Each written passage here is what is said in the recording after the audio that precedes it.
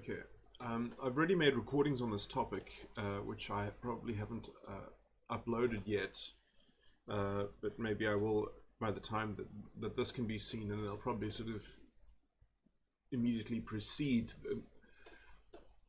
this recording. But I recently read this article in the Daily Maverick, the DA's post-election spin as Trumpian in its alternative facts, and I had the misfortune of reading all of this filth by Rebecca Davis, who is obviously a kind of woke identitarian, sympathizing kind of person, and so her analysis is, has cherry-picked facts and cherry-picked principles and values, and these the quasi-ethical nature of these people is, always I find very interesting. In its form of intellectual dishonesty and how it kind of contrives its partisan interpretation of events. You have to donate to the Daily Maverick to make a comment. I would have loved to leave a comment, but out of principle, I won't give any money to a woke, anything that's going to go. I want things nicely culturally segregated. I want woke and anti-woke things to not include each other. And that's how, I'm never going to put money towards this kind of moral scum. And these people who are destroying the Constitution. So let me go through some of her arguments and some of her so-called analysis. And I'll sort of more deeply plug this into my advice for the DA, because I do have advice for the DA, which sort of is interesting, because you can kind of you really have to do the opposite of what Rebecca Davis is encouraging the DA to do. You really have to do the exact opposite in order to get anywhere. Otherwise, it's just going to be a slow boil for democracy into fascistic politics, essentially, which is already normalized by disgusting people like Rebecca Davis. So she just contrasts the 2016 municipal elections with these 2021 municipal election results, and she kind of completely overrides the actual arguments that Steenhuisen put forward as to sort of how you have to contextualize these election results. Perhaps you have to give some intellectual generosity to imagine exactly what Steenhuisen is referring to when he talks about the recovery of the party, which sort of Rebecca Davis never does. She never ventures to think what the alternative to her worldview and disgusting politics is. She can't even imagine that someone could actually have a cogent idea that doesn't affirm her identitarian woke politics. It just doesn't exist. There's no self-consistency outside of her ideological bubble. So I don't think, I think it'll be too much to sort of read through all of this. Actually, it's not that long. Maybe I should. Okay. In the last government elections, the DA won so many seats nationally and was the leading party in 24 municipalities. Okay, she's just quantifying sort of the absolute differences. Lost 386 seats, lost a majority control of 8 municipalities, so from 19 outright control to 11 outright control. The loss is more than the combined number won by the Freedom Front Plus, Action SA, and the Patriotic Alliance. Now, that seems to be a strange sort of thing of cherry picking. What you really have to do is you have to also pay very close attention to all, essentially, the identity politics, all of the identity politics segment of the political parties, because that is essentially the DA's ideological adversary and competitor. Is essentially identity politics. And obviously, the DA is in the very strange position of being labeled a racist constantly by the media, and essentially identity politics gets a free pass. Anyone who's indulging in some kind of anti-democratic, democratically illiterate politics, they get a free pass from, sort of these types of journalists, and the DA gets sort of labeled all these things which they can't really defend themselves against effectively, because the only way to effectively defend yourself against being labeled a racist is by actually indicting the people who are calling you a racist. And the DA hasn't yet done that. So that's the general advice that I have for the DA, is that you have to stop using the shield and you have to start using the sword, because otherwise you're not going to sort of really be able to make the argument. But the argument that the DA is stemmed the loss, I think is a perfectly valid argument, especially when you contextualize the national election results under Mmusi Maimane. Mmusi Maimane really contributed to damaging the image of non-racialism in this country. Mmusi Maimane destroyed trust in non-racialist politics, because the DA up until then was probably, I mean, a lot of people haven't been clued into this political trend within identity politics, that essentially non-racialism has been undermined, subverted, betrayed. And there are also broader reasons for this, in terms of the actual institutional corruption of the constitutional law, which is something that has to be a part of explaining this narrative. But, and just putting that to one side, and focusing on the politics of it, the DA has got a lot of work cut out for it, especially in terms of how shocking it was to the electorate, especially, let's say, a large segment, a large minority of the Cape Coloured voting electorate, that they worked out that, sort of, we're in a new era. Non-racialism is not going to protect us. We have to huddle together and get into identitarian politics. And that has taken hold. You can see in how the Cape Coloured Congress gets itself promoted. You can see how all these identitarian factions get themselves. It's a different form of politics. And once you're engaged in that kind of politics, I mean, it's a kind of fascistic politics where you need to have a seat at the table to represent your identity and represent the interests of your identity. And as soon as you're in that mode, you can't really have common standards, and even what justice means becomes reinterpreted in a kind of identitarian way. This journalist goes to make the argument that the DA is involved in Afrikaner identitarian identity politics and helping out the Afrikaner identity. I mean, yes, you can reduce this is what identity politics does. It reduces every policy, everything, into what effect it has differentially on different identities. It can't just be that, what is actually being done within the current toxic climate is that Afrikaners, and specifically the language of Afrikaans, was being politically targeted by essentially a form of social injustice, which has also been radically reframed. Just the term social justice, this is a journalist who really banks on the fact that, sort of, they have stolen all the moral language, they have stolen the moral high ground, they hold the orthodoxy, the default position, and essentially then they just kind of sling and pit their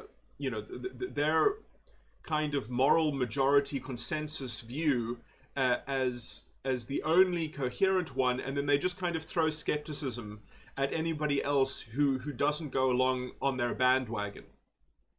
And this is how this whole article is framed, essentially, and it does not even contend an iota with what John Steenhuisen's position is. It literally ignores John Steenhuisen's actual position, as if she can't think of what it might be. It just doesn't exist. It can't make any sense whatsoever. She's like the ostrich with the head in the sand, because she wouldn't be able to contend with it if she actually named it. So she has to kind of label it and pillory it and just say, I'm confused, like it's just, it's just Trumpian alternative facts. Like, what are they talking about? It's just this exasperated,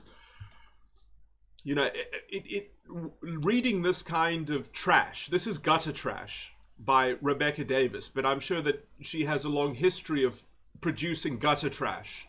And, you know, in some sense, I would say that, you know, the Daily Maverick has sullied itself by including, I mean, maybe it has some good articles, but, you know, I mean, any kind of media house that includes under its wing this kind of, I read this just to know, you know, what the propaganda is in the identitarian world. I mean, this is why I sometimes read articles that just make me think, you know, yeah, the democratic revolution, the fight for the constitution in this country that now gets betrayed and undermined by ideologues like this, by disgusting fascistic ideologues like this, weaving their fascistic narratives of, you know, sort of identity politics is the only way to do anything.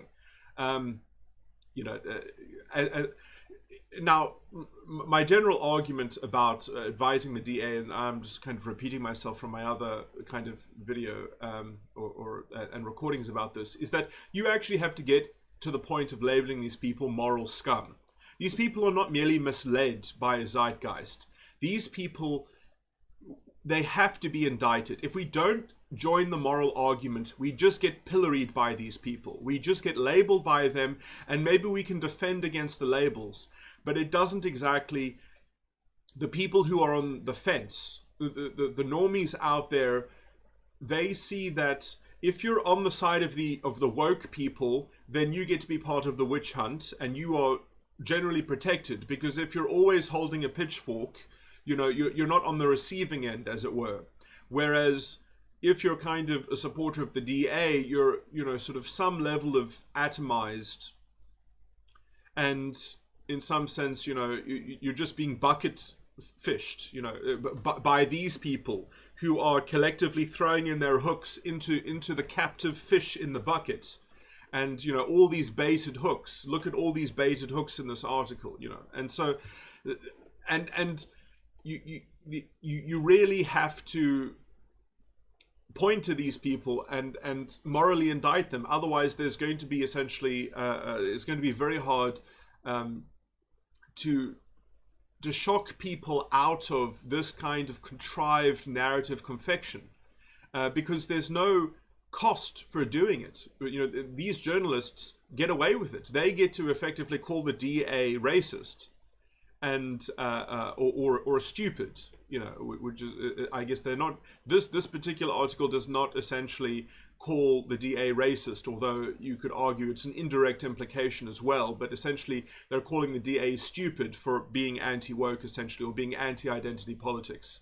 So this whole article is, in some sense, it avoids that trope of being overtly race baiting, because it just is essentially insulting the integrity and the intelligence of people in the DA. So and this is how they do it, you know, sort of death by 1,000 paper cuts. And just defending against this kind of trash is not enough. We really have to we have to prosecute our principles and values from the DA side, not just defend them, as it were. We need to indict others on the basis of them.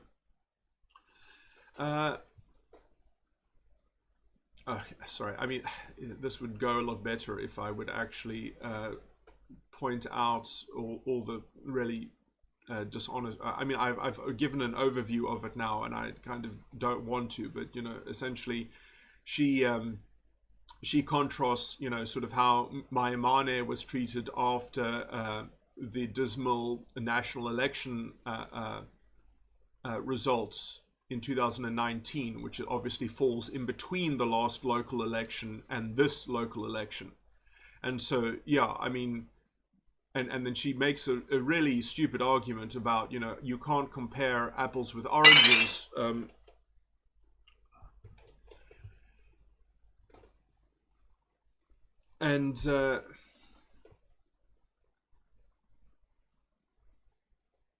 You know, again, just being completely insensitive and essentially not even trying to entertain any kind of argument as to the damage that Masih Maimane did to the brand, to the trust in the DA and the trust in non-racialism that was shook.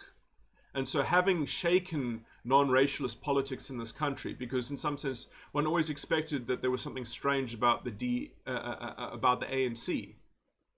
in terms of, sort of using affirmative action and black economic empowerment as a way to disguise its corruption, when the DA started essentially cottoning on to that kind of ideological grift and essentially the idea of indulging into double standards. As soon as you move from a common society with common standards and values and you start employing double standards, you really have, I mean, this is part of the Rebecca Davis pseudo-intellectual, proto-fascist, sort of commentarian, sort of commentariat, kind of intellectual economy, is that as soon as you start employing double standards and things, which identity politics is all about devising double standards to massage the outcome, to force a kind of outcome, and the means are justified by the ends.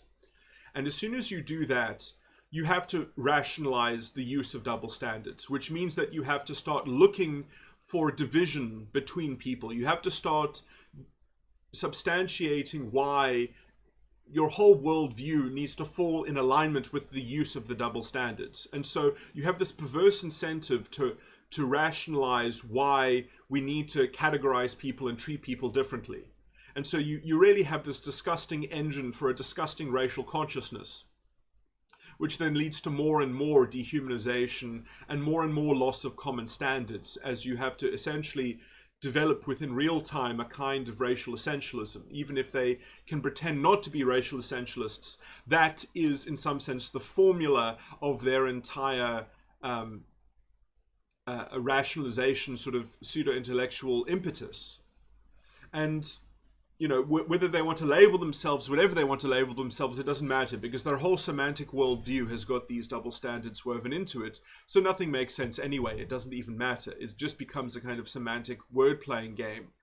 And they get so drunk on this word-playing game that they really think that they can confect whatever reality that they so wish. And so they can treat their opponent's argument as dishonestly as they wish to, which is exactly what Rebecca Davis does, which is why these people cotton on to this bandwagon, is because they can manufacture their own reality, so long as it applies the formula of arriving at rationalizing the double standards. And by the way, the reason why identity politics lends itself into this so precipitously is because essentially the symbolic empowerment of the identity is a fundamentally kind of, in terms of someone's psychology, it's a paradox. Because symbolic empowerment already is a kind of metaphor or an abstraction, and the identity itself is also an abstraction. So you've got an abstraction of an abstraction. So, you can combine these two things to develop an abyss that can go anywhere. You can just keep on looking inside of it and finding whatever you want to find within this kind of abstraction of an abstraction. And so you can really semantically, unilaterally dictate a relativistic, seemingly self-consistent thing. What also happens in order to burden that self-consistency is you just keep on projecting onto your ideological adversaries, and so or onto the people who are resisting your sociological program of control. And so whatever your sociological program of control, you have all this rationalization as to why it should garner sympathy, why people should give it to you, why they should concede to your argument, why it would be more effective, because it's an oversimplified thing that everybody else should just kind of align themselves with, because it has all of this rationalization and this whole kind of holistic narrative attached to it. So it's sort of it's very appealing to people because it's so quick and simple. It's just like, if we just all plug ourselves into this ideology in the cloud, if we all tether ourselves and we all plug ourselves into mediating and intervening in the system based on just believing in these canonical categories, that all moral consideration should be viewed in this unimatrix, in this reduction of identity. And then, we just have to trust in our overlords who have devised the double standards of how we're going to arrive at the symbolic empowerment of the identity. And so this is how they kind of hold together what I would call a kind of proto-fascistic worldview and political consciousness. And then you can just, I mean, this article is a beautiful example about this kind of this selective reality. It's kind of like having a selective memory. You know, you selectively interpret things, you selectively ignore things, you selectively generalize about some things, you know, and so you can kind of cherry pick the principles that go into the narrative, you can cherry pick the facts, and you can cherry pick, you know, the kind of how to think about them and which heuristics are good, because in some sense you care about things that are so obtuse that you can just kind of make these false equivalencies that the DA is doing identity politics when it's standing up, you know, for the Constitutional Court case which they won, about, you know, how Afrikaners and Afrikaans was being treated at Stellenbosch University. You know, never mind the Constitution, never mind all of these things. The only thing that the highest value for these people is not the Constitution, because otherwise they would perhaps have to respect what the DA did. It's just the optics of what the DA did. It looks like that they're standing up not for proper social justice, but didn't they know that social justice was a term that was appropriated by the woke commentariat? Didn't they know that it belongs to them now? You know, it's like that's the moral presupposition that Rebecca Davies is depending on to make this kind of gutter trash. This highly contrived and confected narrative. You know, I mean, this is you know, anyone who, you know, I mean, I guess, you know, if you're using Trumpian as a kind of as a slur and alternative facts. I mean, I guess I guess in some sense she is revealing her hand here, you know, labeling, and then she's basically saying, okay, well, I'm going to have my alternative values and principles and my alternative rationalization, but I'll just focus on saying that you are using alternative facts, because I'm going to ignore all of the analysis that you bring to the table, all of the argument that you are revealing, John Steenhuisen. You can't make an argument, but I'll just reduce everything you say to a set of claims about facts, and then I will say that you are dealing only in alternative facts, because she's kind of already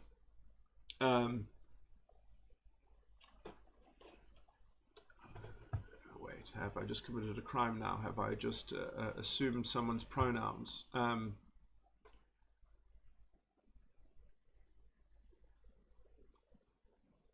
Yeah, I guess, you know, I'm going to probably, I mean, if this ever got out, I guess, and Rebecca Davies made a hit piece about me, I guess it would be something like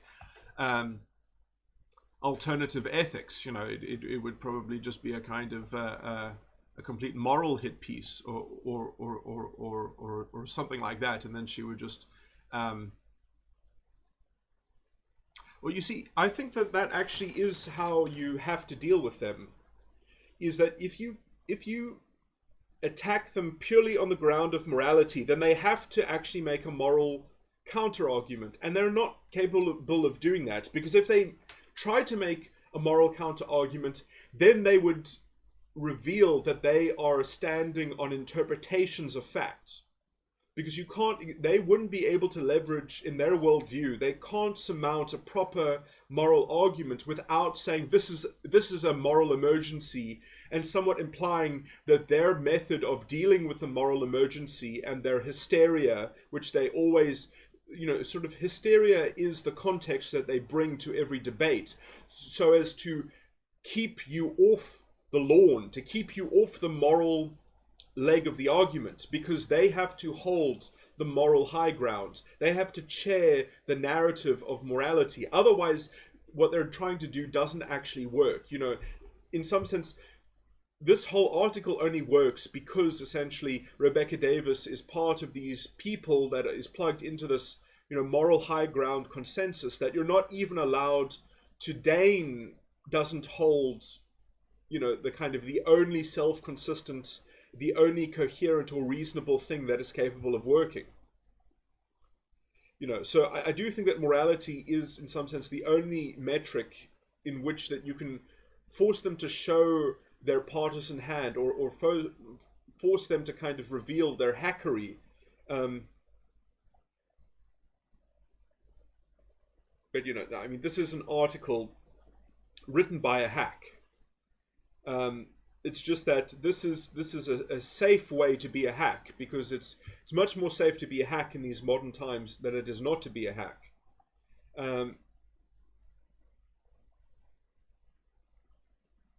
Because essentially they are literally like fascists. They find strength in being bound together. Like a bundle of sticks that get bound. That's how they find safety.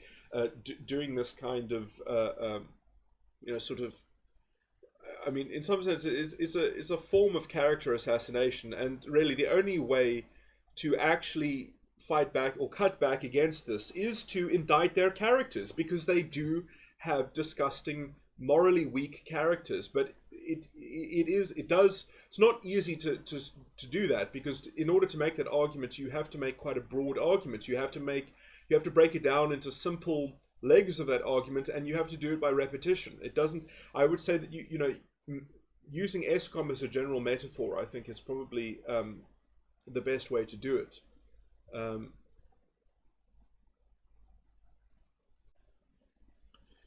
Okay, I mean, I guess let me actually contend with her arguments.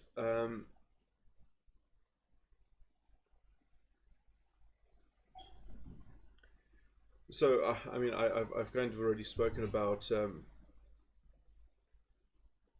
Afrikaner identitarian thing.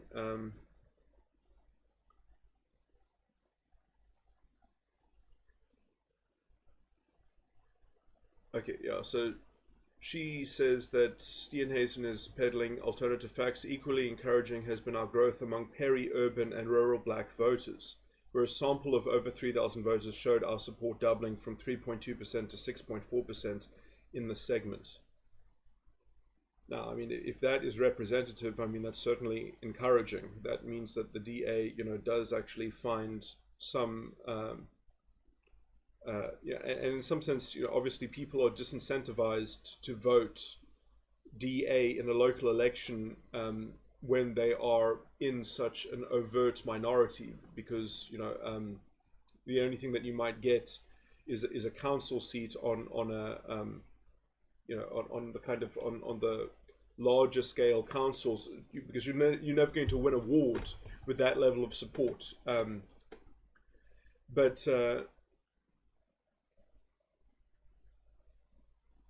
But I mean, like, that growth in this particular segment of peri-urban and rural black voters, that is not nothing. And her argument here is that it's cherry-picking figures without giving any clear indication where they come from. Who are these 3,000 voters? I mean, do you not know what a representative sample is? I mean, do you not know what the word sample means? I mean, what would you do with 3,000 names to verify that they are peri-urban and rural black voters? I mean, what would be the point of knowing who they are, except to know that they are actually representatives from a peri-urban and a rural place, and perhaps also throughout the country. But I mean, if you look at the support, if you look at the electoral maps, there's no reason to doubt this. I don't know why she's saying that she needs to know who the 3,000 voters are. I mean, does she not know what the word sample means? I mean, this is just, where's this other thing? Yeah, the DA's support among black urban voters has almost collapsed, a drastic drop from almost, has also been evident in the party's following among coloured voters. So the DA enjoyed 77% of the support among coloured voters in 2016. This has now fallen to 54%. Yeah, and this is, I mean, this is two things. I mean, you can't just blame Musi Maimane. You can't just blame you can't just blame Mayamane for this. You also kind of have to blame the general state of politics. But and this kind of journalism and this kind of labeling of the DA and essentially everyone being drunk on identity politics. And in some sense, you can't expect people, therefore, you know, if they just imbibe any amount of this toxic, noxious zeitgeist in which people are already sort of rationalizing all these toxic identitarian things, it's very hard to fight against that. And so this, I would actually consider that this could have been worse. I mean, we don't know how worse this could have been. If you know, I mean, who knows? I mean, the DA could have lost the Western Cape if Mayamane had continued to be the leader. Because the idea that you can kind of beat the ANC at playing identity politics, and or beat the EFF at playing identity politics, not that you're just creating a bigger fire, as it were, of this, you know, sort of toxic, noxious rationalization of double standards, which ends up just privileging anyone who can actually make the more radical claim and essentially sacrifice other people's social justice for the greater number or something like that. You know, that, oh no, we need more radical redistribution. You know, that kind of politics usually falls in line with whoever has the sweetest oversimplification of the problem into scapegoating it, in order to exalt the identity, you know, because it's not, you know, why just settle for trying to be the most effective at transforming the country when you can actually say that no, well, we would arrive there much faster if we can actually just accept that, you know, it's other people. And that must be blamed for the state of the country always, and never the black majority, because the pride in the black identity is what this is all about. It's all about the social psychology. It's not about actually making people's lives better.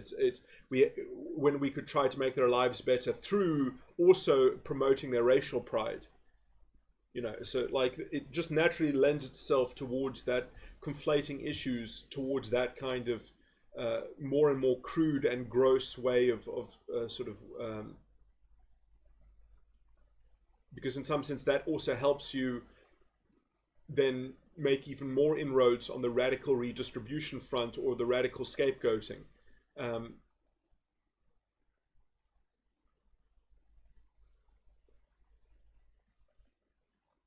While you're always looking for division between people, and you're destroying double standards by replacing them with double standards. You're destroying common standards and common values and replacing them with racial consciousness variants of the same. And so, you know, you've got all of that weight, which then lends towards the further radicalization of things. Okay, so this is where they say that they've been playing identity politics with the Afrikaners because they've been appealing to the Afrikaans voters' sense of identity.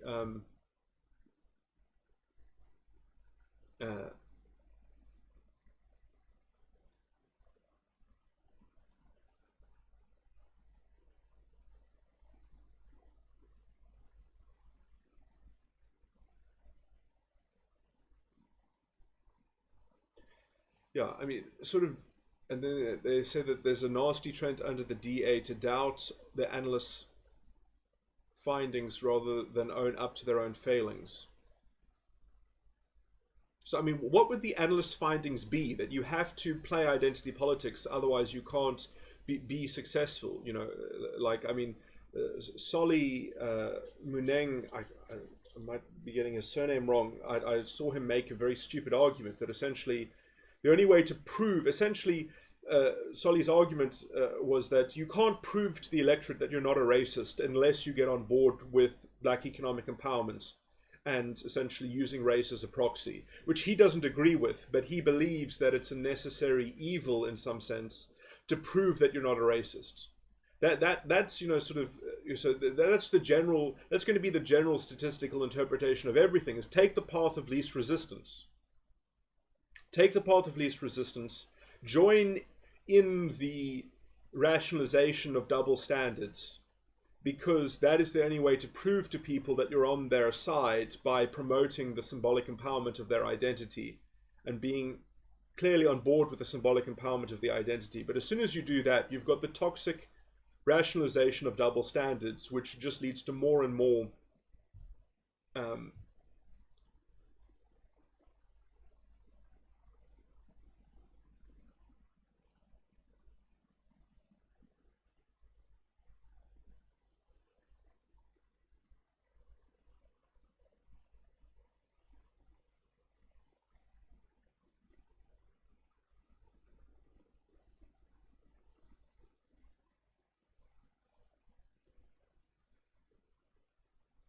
I wonder, when did Musi Maimane actually take over?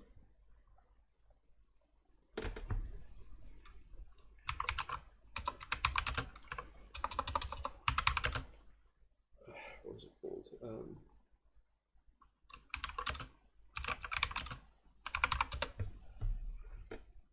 2015 in May.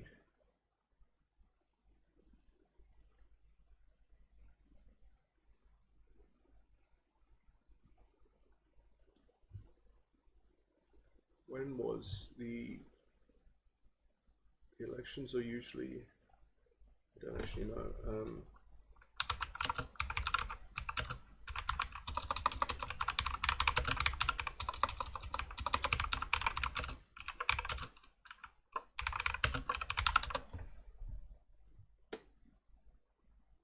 It was the 3rd of August.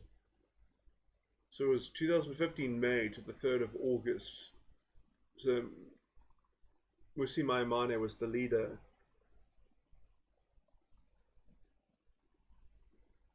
May, June, July, August, September, October, November, December, January, February, March, April, May, June, July, August. 15 months. A year and 3 months. So Musi Maimane was the leader of the DA for a year and 3 months under that. And also, you know, completely ignoring the fact that that was when Jacob Zuma was the president, who was essentially the most unpopular president in the history of the country, well, since apartheid ended. The worst president in the history of the country, in the history of the new South Africa.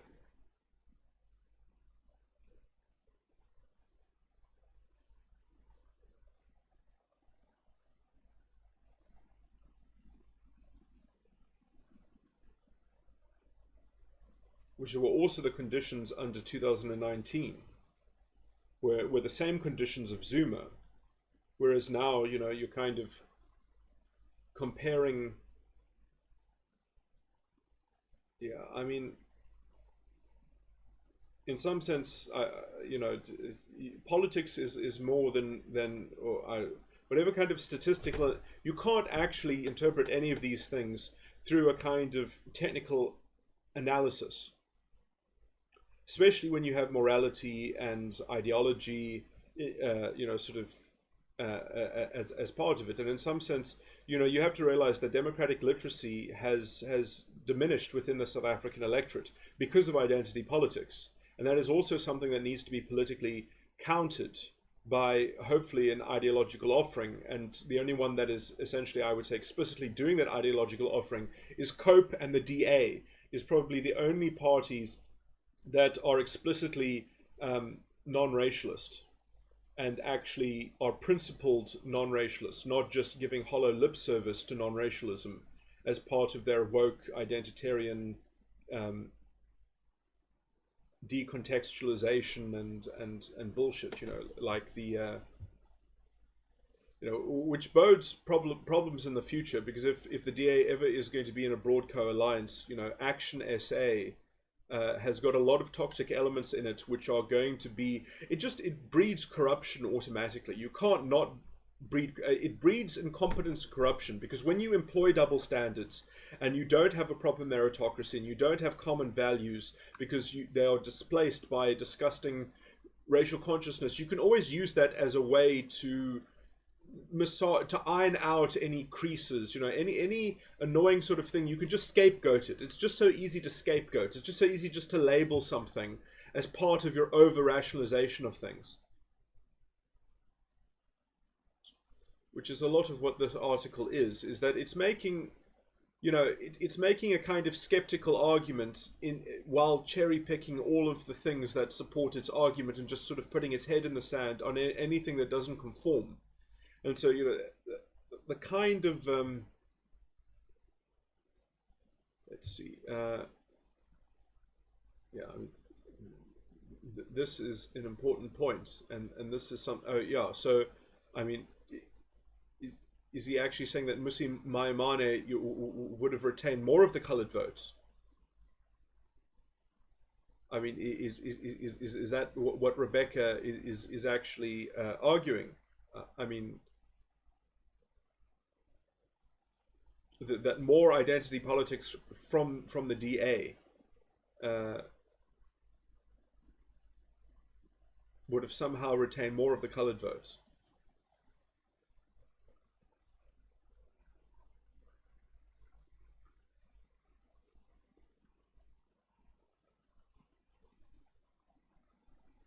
So it's actually quite. I mean, I like that. I guess that I can't exactly dispel her arguments apart from being dishonest and apart from sort of not fairly giving both sides of the argument and actually sort of completely ignoring the other argument. I mean, she actually, I haven't pointed it out. Let me try to find it. She actually says that John Steenhuisen alludes to all the things that I have spoken about, but then she just says that she doesn't know what he's talking about.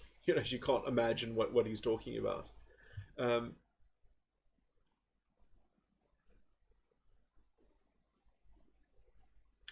Okay, so here's while many analysts choose to look only at how parties performed in these elections compared to the last local elections in 2016, since campaign issues and factors such as voter turnout often differ from a national election, the DA has had a unique journey over this period that makes the 2019 figures particularly relevant. Yeah, that's perfectly reasonable. Just to be clear, this is dishonest. It is not many analysts who choose to compare apples with apples. It is all reputable analysts. This is why the IEC website does not even give one the option to compare 2021 results with the 2019 results. Oh my word.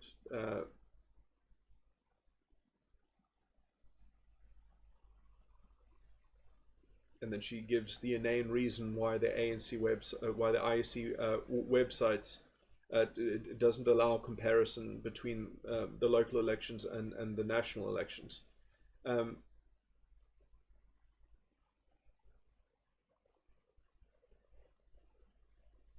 So I mean, all of this she states as a counter argument to an argument which she doesn't even actually exemplify. She just labels it dishonest. And says the amount of analysts.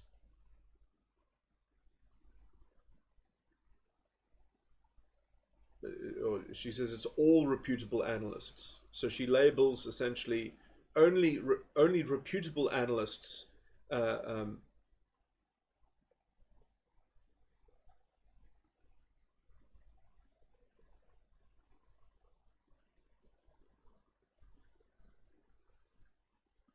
All reputable analysts. So I guess I'm not a reputable analyst, I guess, obviously by definition. I guess that's probably correct as well. I mean, I don't have, I'm not in the media. I wonder if Rahman, I guess, would also not be a reputable analyst. Yeah, I mean, I guess this is the thing is that, sort of to be in the media in today, you have to sort of be part of an organization which is probably owned by Prime Media, which is, sort of probably owned by some kind of political money at the end of the day, because media doesn't make money anymore. Who would buy gutter trash also, essentially, when all it does is it feeds you this kind of identity. So you have to kind of be on board with the woke media establishment to be a reputable analyst, So they've just stolen the orthodoxy. They have stolen the high ground They hold the default position, and if you are contrarian to them, you can't, by definition, you're the alternative to what is reputable. This is essentially an example of a reputable journalist. This kind of moral scum and hackery. And that's how they get away with it. Is that like a bundle of sticks? They tie themselves together, and then they label themselves as reputable, and you can't challenge them because together they are strong. Bundled together, they are reputable. They can get away with labeling themselves reputable. So this is what journalism has translated into now. It's just adjectives and labels and semantic word games. Well, let's just label ourselves reputable. Let's not give an actual argument. Let's not give an actual argument as to the ascription of reputability. There's no argument as to the description of reputability. There's just, we are reputable, and then they give some irrelevant, trite answer about why the IEC doesn't allow you to compare local and national elections, completely ignoring the fact that the original thing that John has stated is that he concedes that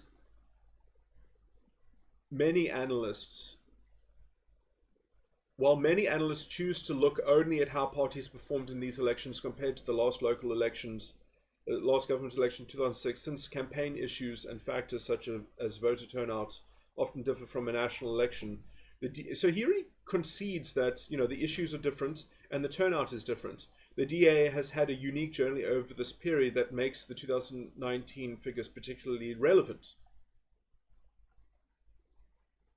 So he concedes the point, and then he still talks about unique factors or whatever. She doesn't say anything about unique factors. She just literally reiterates the point that John had already essentially caveated into his analysis and his treatment and his view of this. And he's, this is dishonest. It's not many analysts. It's all reputable analysts. All reputable analysts that are only looking at pure numbers and not looking at anything to do with ideology or the politics of the country and the politics of political sentiment and, the racial political, kind of issue. And essentially that the DA has correctly surmised that it has to do something different about identity politics. It's a winning condition, that you cannot win this game by out identity politicking the ANC and the EFF. It's not going to work. To essentially get in on the same corrupt game, as it were, of manufacturing double standards and devising double standards and then working out ways to imbibe that toxic rationalization that goes along with it. Even though that there is a cultivated appetite for it now, and there is a chorus of proto-fascistic journalists like Rebecca Davies to do the work of that. The handmaiden of the ANC and the EFF, essentially, is what it all ends up amounting to anyway. The idea that you're going to be anything other than a kind of toxic... you really think that there's going to be anything good to come out of the politics of people like Van Dam and Mmusi Maimane? These people are harbingers of destruction and devastation in the same way that the DA, in the same way that the ANC is. And in some sense, this is the aftermath of Mmusi Maimane's stint in the DA. This is what the DA has done to its own brand in the Western Cape, and you can see it with coloured voters. I mean, and maybe that's a cherry-picked sort of, because in some sense, winning back the coloured voters in the Western Cape is the same thing also as turning black voters in the rest of the country to understand the DA's position on identity politics and essentially to bring back democratic literacy and accountability of leadership, that you can't just treat people as a means to an end. You can't just sacrifice their rights and their protections for the greater good, because that's the definition of social injustice, is treating the individual as a token for the greater good of some collection or some category. You can't do that as a government. That is anti-constitutional, it's unconstitutional, it's unlawful. But the judges have institutionally corrupted the constitutional law. They've said that no, it's a government prerogative, that essentially the government gets to redefine the value of non-racialism in terms of how it constructs black economic empowerment, essentially, which is clearly unconstitutional. They have not been using the limitations clause in the Constitution. They just said no. There's some basis of democratic legitimacy. Therefore, the democracy overrules the Constitution. Is effectively what the judges have done, which is, again, I mean, they should be impeached. These judges have betrayed the Constitution. They need to be. I mean, it's essentially a kind of crime against humanity as well, I would say. But that's what these people do now, is they just protect each other by bundling together and creating, let's say, the disgusting cultural chorus of essentially a proto-fascistic way of dealing with issues of justice, which get completely railroaded by the overarching means or justified by the ends, the symbolic empowerment of the identity. Anyway, I mean, this is real progress. If that's true, that's certainly real progress. If that is translatable into the national sphere, and that is certainly possible, because especially in national elections, it's all proportional representation. So there's much more of an incentive to actually vote for exactly what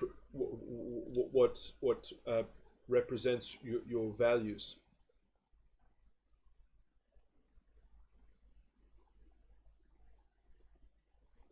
And principles, but the DA needs to stand up for its principles and prosecute them and indict people, not just defend themselves by use of their principles. Because essentially, when you're up against this kind of poisonous moral argument, although not exactly overt here, although it is implicit in this article, calling the DA stupid, and in some sense, sort of saying that it essentially saying that the morality of the DA is just weird, is just confusing, and it's nonsensical, or it's incoherent. Essentially that you should win at all costs, never mind your principles and values, never mind sort of becoming fascistic. It doesn't matter. That essentially the DA is remiss for not essentially following all reputable analysts and essentially jumping into the identity politics, sort of cookie cutter race to the bottom.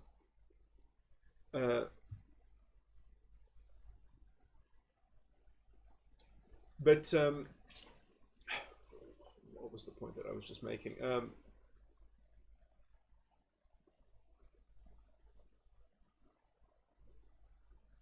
Which is ironic. The DA claims that only a superficial analysis would conclude that the party's support had dropped from 2016, while a deeper look would reveal that it has turned things around. I mean, she fills in that the party support, I mean, yes, the party support has dropped since 2016, but it has improved since 2019. Which, I mean, she has concocted this blurb to make it look egregiously, I mean, this is a dishonest framing, completely. Everyone must conclude that the party support has dropped since the 2016, but things have turned around from the 2019 data point. But also, I guess you can also take into account that 2016 Jacob Zuma is in the picture, which is also a different sort of condition. But I mean, it's so she's saying that. I mean, right here, the implication is that she's calling the DA a peddler of a superficial analysis, when this is this is the definition of a superficial analysis. I mean, it's interesting, how they kind of use satire and how they kind of try to use jokes and humor as a way to kind of bolster their narrative framing of things, because that's all they have, is they can choose how to frame things, and then they get to produce the reality flowing from that. And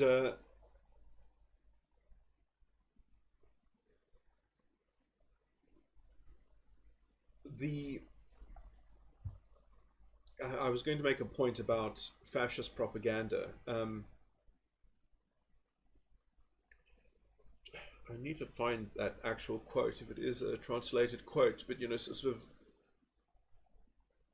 and you see this with identity politics all over the place, and I was discussing this in my other recording, is that they really do accuse other people of what it is that they are doing, because as a kind of way to preempt any kind of pushback, because then essentially if some people say, oh, well, you're doing the wrong thing, or then they have to be like, oh, but that's what we said that you were doing. So, like, you're just trying to, you're just reflexively giving a knee-jerk, kind of, anyway, I mean, I guess it's hard to reclaim, essentially, the narrative from people who are so bent on holding the narrative and not having an honest disagreement around the components of reality, that essentially it's all just essentially who gets to storm the narrative frame, and then you have to try to take back the narrative frame from these people who have stolen but essentially saying that the DA has not explicitly spelled out the things that were being implied by John Steenhuisen. I mean, this so-called journalist does absolutely no work of even trying to imagine what John could be talking about, and just focused on the most superficial of analysis to make these points, which, I mean, quite frankly, a thinking person, how does a thinking person imbibe this kind of trash? And when you read the comment section of this, and you read just how many woke people, and I mean, there are lots of people that argue against these woke people. I would just argue, if you are arguing against woke people in the comment thread, then you've already given money to Daily Maverick. Please don't do that. Let them be go find an anti-woke Daily Maverick and go put comments on those articles. Don't include yourself with people don't let people like Rebecca Davis be fed and get money if you're going to be anti-woke. Like, so I mean, all these people, there are lots of good people here that saying things. Don't do it. Demand more from institutions. You're paying for people like this to pump out poison. These are miscreants that are destroying our democracy. Don't give them money. That's my call, essentially, is these commenters here. And then you can just see the kind of the people who stand up for the woke ideology. You can just see how they rationalize their bullshit. Anyway, I mean, when you read filth like that, you really wonder, we're living through Weimar Germany in the 1920s. I mean, do you know how many Jews there were that actually like sympathized with the Nazi propaganda? It's actually quite funny, watching people get in on this kind of dog pile on the rationalization, because it's such a wonderful oversimplified way of dealing with dealing with the world with an external locus of control. No boundary between the individual and the external, just projection. You can project whatever you want onto other people to make your rationalizations fit and to make your oversimplified solution to everything, your one size fits all analysis, and then you can bundle together with other people and call it reputable. And that's the quality that you get when you read these comments that stand up for this kind of gutter trash. Yeah, so I mean, all I would do is all the woke corporations. I mean, I ended my gym membership of the Virgin Active gym. All these woke corporations that make these virtue signaling, kind of things. I mean, that's probably another recording that I should make to talk about these things. But I don't accept if someone makes a statement on racism that isn't explicitly non-racialist, which is very clearly trying to be ambiguous about non-racialism. Screw them. Screw them, really. We need to have a higher moral standard, or we're going to get boiled alive in democratic illiteracy. And that is how the fascists take over, and they are doing so. And we really need to anyway, I do believe essentially that the betrayal of constitutional values that is a red line, and if we don't start treating that as a red line, we don't start morally indicting people who don't toe that line. These are people that deserve to be segregated away from. These are people that destroy things. They corrupt things. They are the wormwood that gets in,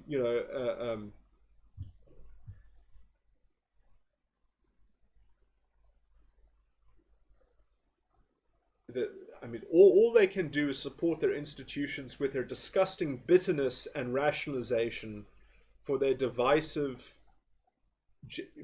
disgusting moral generalizations, and you can just see how it gets into gerrymandering reality and creating a reality tunnel here. I mean, I don't even know who can read this shit because it's so devoid of analysis. It's so devoid of reason. It's just literally looking at numbers and saying, because numbers, I'm right. No analysis. It's just saying, I don't know what they're talking about. Look at the numbers. I don't know what they're talking about. I ascribe us as being reputable analysts. All our analysts are reputable. All reputable analysts agree with us. That's this article. And then just sprinkle on cherry-picked, sort of things that conform to the narrative.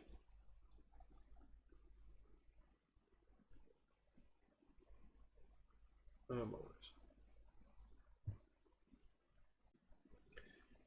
Yeah, sorry. I just want to make an addendum on what I was sort of bad mouthing Virgin Active Gym as being one of these sort of woke corporations, and I just wanted to slightly elaborate on that because it wasn't just the ambiguous anti-racism, the sort of virtue signaling. It was also essentially me being fed up with their general illiberal kowtowing to sort of the COVID vaccine, all this.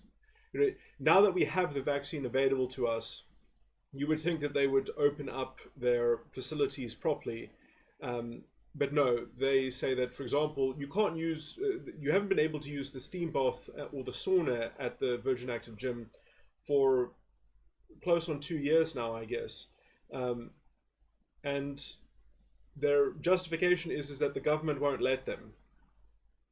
And essentially, this whole rationale boils down to, we know what's best for you. We're not going to inform you of the dangers of being exposed. We're not going to allow you to take your life into your own hands, to be responsible for yourself and just be informed to make your own decisions. And you can choose to get a vaccine if you want to get a vaccine or whatever. The vaccine is available to everyone. We have to learn to live with the virus, all these sorts of things, that you would expect in a liberal, open, democratic society. Instead, it's no. We have to toe the line that the government is negotiating with us. In the background, government has regulated that we do these things, or it has demanded that we do these things. No pushback. It's not as if we have a constitution in this country and we have a liberal constitution. It's not as if we have courts in this country that you can actually, get in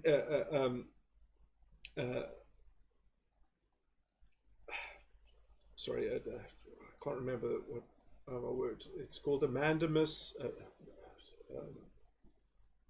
indiction. Oh my word! Why can't I remember what the word is?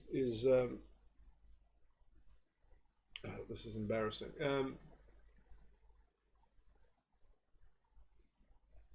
Is it indiction? Doesn't sound right.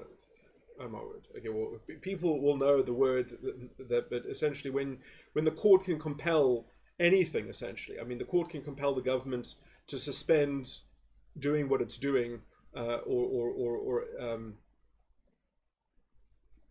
or in terms of a rule or something like that that is in force, a court can essentially rule it to be null and void, or at least, you can even get an intermediary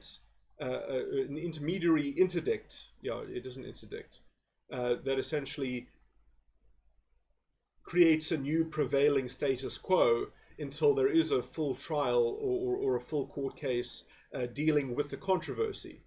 But you can apply for an immediate interdict and say, this is inconsistent with the Constitution, go away. You can't mandate these things.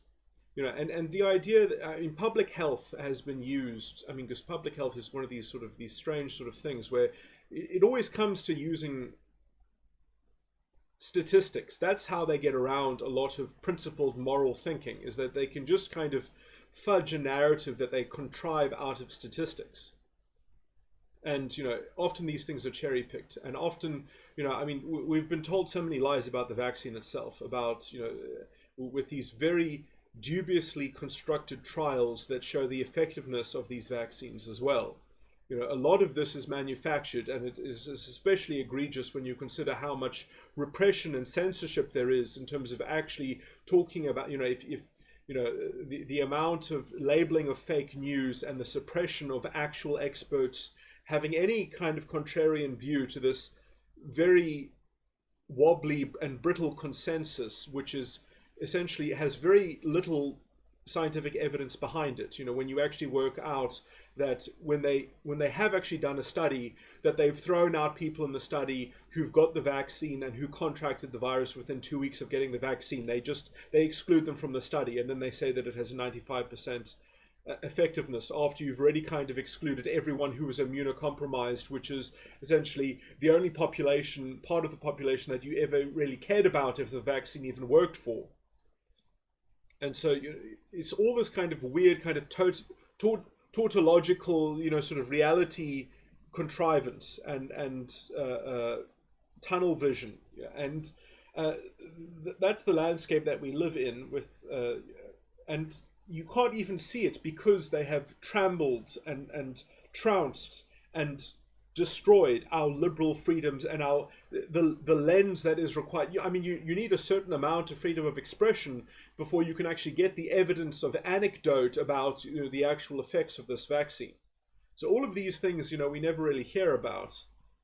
We never really see a balanced view of. It's always this deeply contorted view. If they actually cared about informing the public, perhaps they would get, Professor Sunepta Gupta debating someone who is talking about the vaccine and then actually looking about the actual credible evidence about the effects of the vaccine. And if you look at all the populations that are highly vaccinated and you look at the kind of outbreak which is caused, and you actually look at how effective of these vaccines are from a public health perspective, the idea that you should max vaccine or vaccinate everyone is I believe certainly bad public health advice. If you can vaccinate the vulnerable, there's certainly probably a case to be made for that, and even that needs to be properly tested, and we don't have proper evidence around that. But you could probably make a case for that. But the idea that you should mass vaccinate healthy people when natural immunity is probably going to last us much better into the future in terms of guarding against variants and creating more of a buffer of a herd immunity into the future, into the long term, because you can't believe that the vaccine is going to deliver extermination or eradication of the virus. The virus is not going to be eradicated. So if you put eradication of the virus off the table and then reevaluate the value of vaccines, you get very different calculus to this fake narrative that is being peddled by, a lot of this pseudo-intellectual bandwagon, sort of scapegoating and vilification of people, which they need to do in order to double down on their narrative. So we see the same pattern in identity politics happening around the virus, which is probably why we're seeing it around the virus, is because we've given this toxic psychological allure of creating an oversimplified narrative and being able to scapegoat the irrationality of your own double standards. We've created this hunger for in people's psyche, and now we're suffering from it culturally because we have given up on democratic literacy. We've given up on accountability and proper responsible leadership that is actually has to give answers to reason. Instead, we've censored the debate. We've controlled the narrative instead. And on a collective level, we are boiling away liberal values. We're creating a new epoch of illiberalism, and the only way to properly cut against this is to essentially stand for liberal principles. And this is why the COVID thing was a large reason why I ended my gym membership. But anyway, and so all these woke corporations do the same thing. They virtue signal, and they are spreading illiberal. They're undermining our values essentially, and they can, I guess, they don't have to make an ideological political stance. I guess they could say, no, we actually legitimately believe that we need to have proper ventilation, otherwise it's a health hazard, and we actually believe in protecting the health of our members doing this. And I'll just say, well, thank you for the concern, but I'm an adult. I can make my own decisions, and I don't like being treated like this. I don't like being pandered to like this or condescended to like this. And I can tell that you're in a liberal woke kind of institution, and I'm not willing to go down in that ship. So I'll rather segregate myself away from that kind of overreach. That I won't be treated like that in a liberal democracy. Thank you very much. I'll just take my business elsewhere. I'll just use my freedom of association and freedom of contract to disconnect from that kind of, from what I really consider to be essentially the soft cultural wing of this proto-fascist illiberal movement. And I'll choose to be intolerant of that. And I'll choose to vilify it as well with my freedom of expression, which is what I'm doing now. And so I think that this is how we recapture until we start having a principled anti-woke movement that is actually willing to actually say, no, you don't have to worry about the virtue signaling woke people labeling you racist. You have to worry about being labeled illiberal now. You are going to suffer from being labeled in a liberal institution until we can get that act together, or until we can reestablish proper institutions that have integrity and fidelity to liberal principles and values. We really need to recapture a university somewhere. We need a university to stand up for liberal values, and because in some, that's how they boil us alive, is that they can say that because there's enough kowtowing within the academy, there's enough of bullying going on, that you have to hold the narrative line. There's so much dishonesty that is spread by the rationalization of this double standards, and it's creeped into everything. And now they just band together and they create their bandwagon consensus of a narrative, and they are just stampeding over anyone who essentially, it's a defensive game. The people who stand against them are just defending against them. We need to take a sword to these people. We need to morally indict them because they are reprobates, and we need to bring what's the word? Deplorable. These people are deplorable. They stand for deplorable things. We need to take back the moral language. We need to make moral arguments against these people. If we don't do that, we won't bring accountability and reasonableness back into the culture. It'll be on their terms. It'll just be them bucket fishing us until they catch us, or until they essentially confine us into such a, we need to escape the bucket fishing and the baited hooks. We have to cut their fishing lines, and we have to say, this is not on, essentially. This is fundamentally denigrating and dehumanizing. And, anyway, this is a bit of a strained metaphor, but, essentially, it's much easier to encourage people to join the bucket fishing brigade than to join the bucket of fish being fished and having the baited hooks surrounding them. And we have to put up with this continuing assortment and accumulation of baited hooks We have to cut the lines. We have to take the sword and cut the lines of the race baiting, but also it's more than just race baiting, because it is on this COVID front as well. It's a liberal fascistic worldview of scapegoating and having this sort of this perverse incentive of the pseudo-intellectualism just to promulgate more and more rationalization into essentially a world in which you can justify something like the symbolic empowerment of the identity. As soon as you believe in something like the symbolic empowerment of the identity, you don't live in your own skull anymore. You live in the matrix of identity politics, and everything that is like that you will plug into, and everything who is not like that you will just automatically steamroll. And until we get people to know that they are choosing, there's no alternative. We have to red pill the population. Otherwise, the Constitution is not going to survive. It's already been betrayed. The question is, can it be resurrected and recovered? Can non-racialism be brought back to life?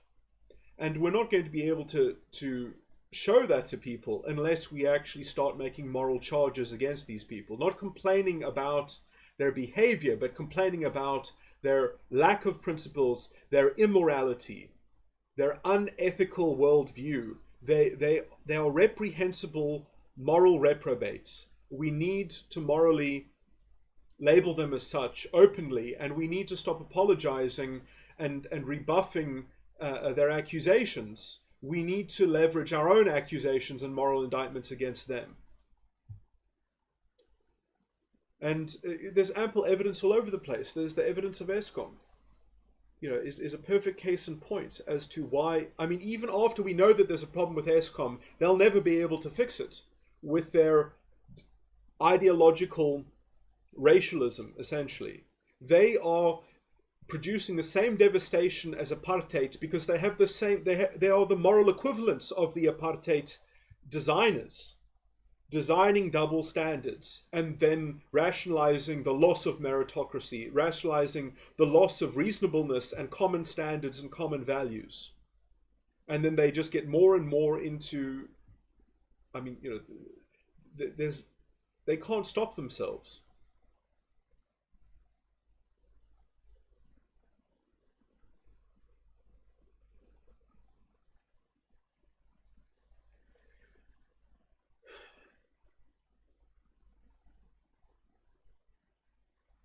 And it is a psychologically sort of perverse thing. It has a kind of psychological bad faith because it allows its proponents to be able to generalize problems and to essentially project any problem that you have onto the ideological scapegoat. And that formula is very appealing to people because you don't have to have any humility in your life anymore. You don't have to have any self-knowledge in your life anymore. You can just label everything as a problem that is plaguing the system. You can just cast everything into a systemic problem, and there's no responsibility on the individual scale. There's no real life on the individual scale. Everything is just put into the thing of a systemic problem. And the only systemic problem that we really suffer from is the systemic corruption of the constitutional law, the betrayed and bastardized constitution that has to be brought back into focus. We actually have promulgated social injustice in this country that is merely defining itself as being quintessentially social justice. It's an Orwellian perversion of essentially, ironically, the term social justice comes from Orwell, but it has been sort of repurposed with Orwellian doublespeak. That's the kind of corrupted situation that we sit with. Anyway. Oh, I feel like I want to make a further indictment, just to clean up some small things that I said. I mean, I counted up the months between Mmusi Maimane taking over the DA and between that and the most successful elections the DA ever had, which was the local elections, which I think no intelligent person would ever ascribe to Mmusi Maimane's leadership, because essentially it was in the drive up to the national elections that Mmusi Maimane perhaps when it got through to the electorate that Mmusi Maimane, as leader of the DA, was taking it in a radically different ideological direction, or at least was essentially trying to propound its credentials as an identitarian front, essentially. And that obviously would have a kind of disastrous effect on perhaps the local politics of the Western Cape, because essentially the black identity, is fealty to the black identity is going to cause a kind of divisiveness for coloured voters. So that distinction was not yet in the minds of people until around the national elections, which Mmusi Maimane did terribly in as leader of the DA. So in some sense, the kind of the characterization of the politics of the DA and the drive up to the national election, and in some sense, anyway, I just wanted to basically point out that you can't really ascribe the success of the DA in the 2016 municipal elections to Mmusi Maimane.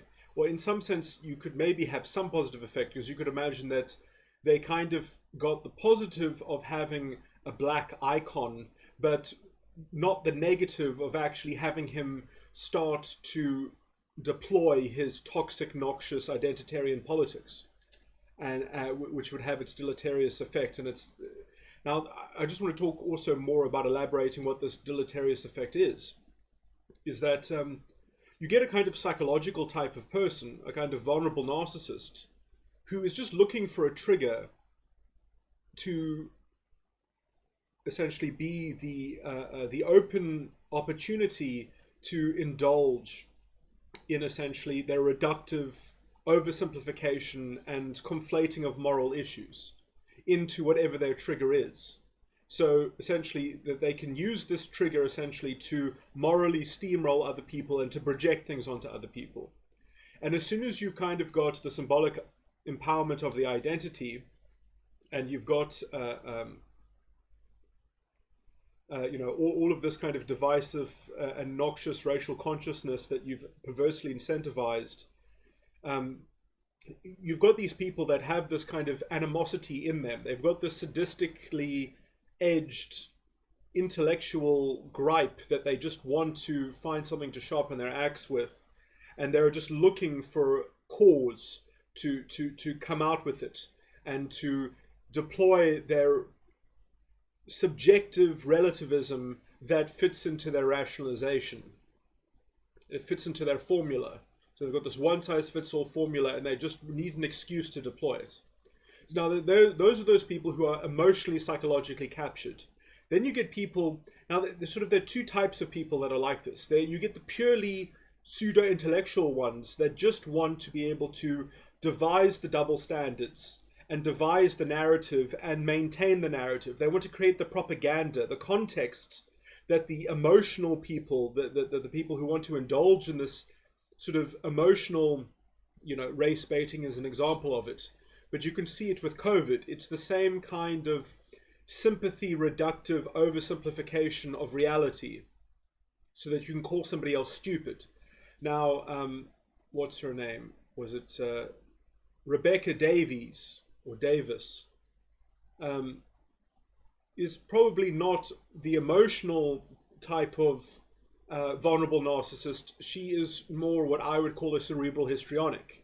And she is just essentially flocking to, psychologically, she has made her home in a movement that will provide her the cover and the impetus and the ingredients to essentially do this ideological bucket fishing and calling other people stupid, or being, sort of ostentatiously dismayed at how she can't understand how other people are so dishonest and how they can leverage alternative facts.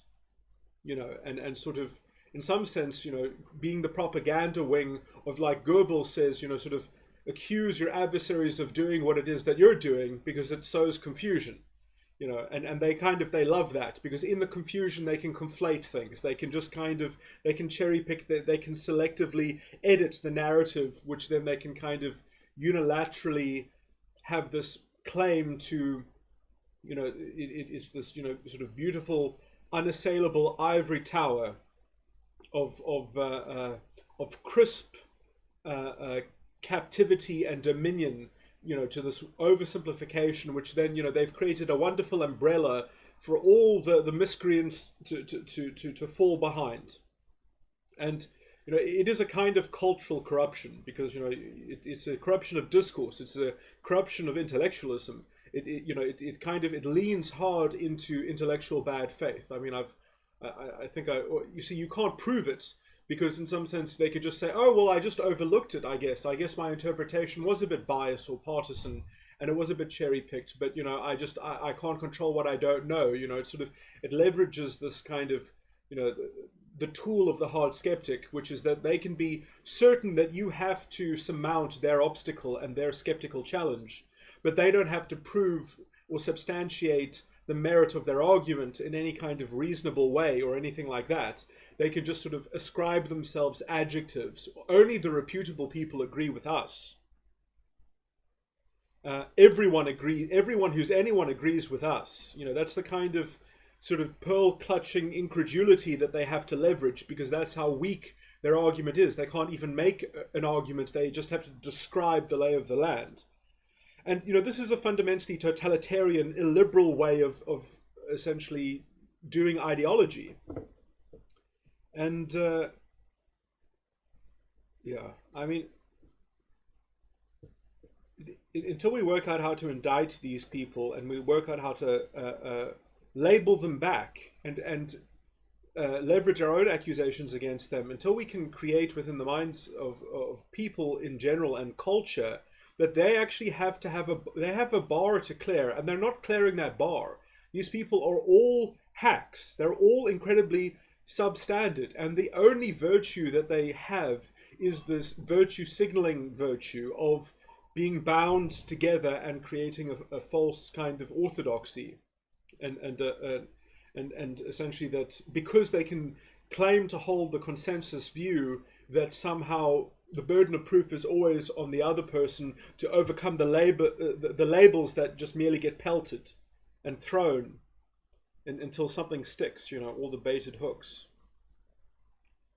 Anyway, I'm getting into a diatribe again, but